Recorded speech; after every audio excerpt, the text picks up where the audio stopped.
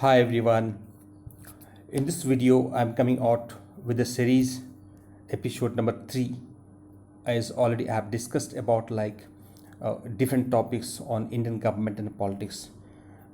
Dear students, इस परिप्रेक्ष्य में आज मैं एक एपिसोड नंबर 3 को इस प्लेटफॉर्म से जो मुझे कहा गया है कि डिस्कस करने के लिए मुझे डिफरेंट डिफरेंट प्लेटफॉर्म्स ऑप्शंस दिए जाते हैं। तीन में से एक प्लेटफॉर्म है जहाँ पे हमें इस टॉपिक को लेके हमें कहा गया है कि आप सर इसमें एक फोकस डालें, एक लाइट डालें, इसमें स्टूडेंट्स को इसमें इनलाइटन करें कि किस प्रकार उनको अच्छे से अच्छे मार्क्स आ सकें। Because as you know this platform is completely free and part of social services. कोई भी इससे सबको फ़ायदा हो, यही लक्ष्य, यही उद्देश्य है। और इसका उद्देश्य मैक्सिमम बेनिफिट्स स्टूडेंट्स को मिल सके free of cost. This is because totally social service platform. तो नौ आज शुरू करते हैं। I am starting this is bilingual, क्योंकि बहुत स्टूडेंट्स की डिमांड होती है आप में से कि सर खाली इंग्लिश में ही हो पाता है पहले, अगर हिंदी में भी हो तो हमें भी ज़्यादा बेनिफिट हो। तो आज का मुद्दा है, टुडेस टॉपिक इज़ कि कैसे under Indian government and politics under episode number 3 कि किस प्रकार से how to score maximum in the Indian government and politics. इस पेपर में आप लोगों को मैक्सिमम कैसे मार्क्स आप ला सकते हो and what should be your strategy, और आपकी स्ट्रैटेजी क्या होनी चाहिए, कैसे होनी चाहिए। Why somebody scores very high in exams while others don't. कुछ बच्चे काफ़ी अच्छा स्कोर करते हैं इसमें, जबकि दूसरे बच्चे वही नहीं कर पाते हैं। वही सिलेबस होता है, वही क्वेश्चन पेपर होता है, फिर भी वो अच्छे मार्क्स दूसरे बच्चों के रिस्पेक्ट में नहीं ला पाते हैं। What is the reason? So let's today we are going to discuss about the strategy, planning and approach, how to approach a question of 19 marks which can really fetch maximum marks in your exams। और अब आपके exams भी होने वाले हैं soon during the month of August। और as and when जब भी कहीं भी किसी का भी होता है, चाहे कॉम्पिटेटिव एग्जाम्स हो, यूनिवर्सिटी कॉलेजेस को हो या कहीं भी हो, it will be quite useful for all of you.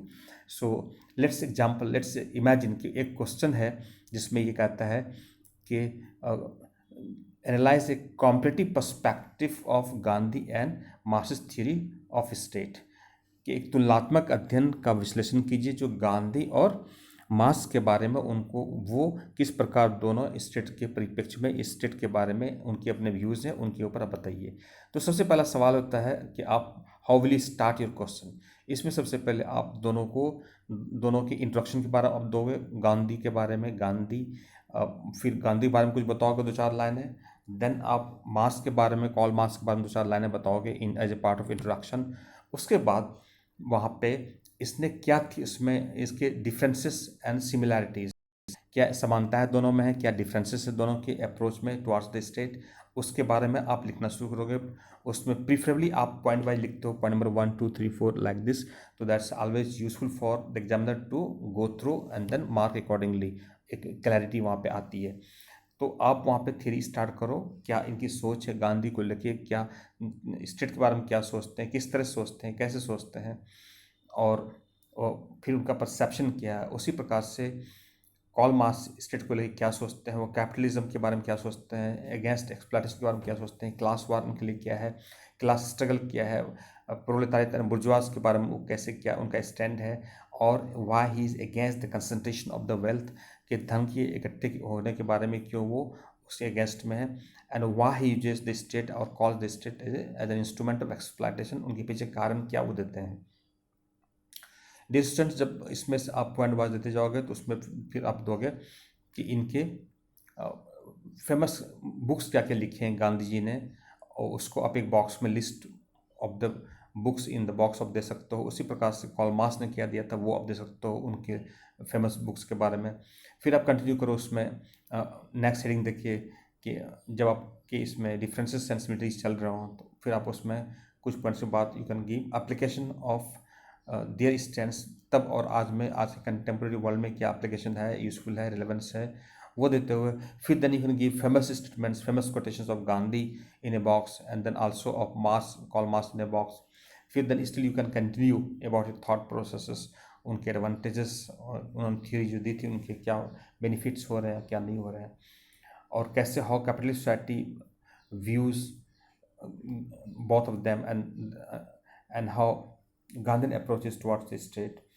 उसके बाद then application of Gandhian thought towards the state, वो कितना उसका application है, and then you can go ahead with analytical part, उसको analyze करो आप पूरे thought process को, and then finally conclude. So this is how you can have approach. But before that, also in approach and strategy, it covers कि आप पूरे syllabus को आपका पता होना चाहिए from chapter 1 to chapter number 5, all whatever chapter is according to the syllabus, be it like college, university, BA program, or like for competitive exams, in all perspectives आपने उसको पहले आपको थोड़ा नॉलेज होनी चाहिए, इस थोड़ा स्ट्रेटजी होनी चाहिए, और एग्जाम से पहले time framework, approach, and then क्या क्या कैसे आ सकता है और चांसेस किसके हैं, उसके हिसाब से तैयारी करके आप जब वहाँ पे आप बेस्ट देते हो एक स्ट्रेटजी करके, तो you always score maximum then others who go अनप्रिपेयर्ड without any strategy. तो दोनों में काफ़ी डिफरेंसेस जो आते हैं, अप्रोच में भी, थॉट प्रोसेस में भी। Thus it's here the area where you score maximum then others. I hope कि this video would be quite useful for all of you, और आपको फ़ायदा हो, सभी स्टूडेंट्स फ़ायदा उठाए। That's the strategy and motive of this lecture from this platform. Thank you very much.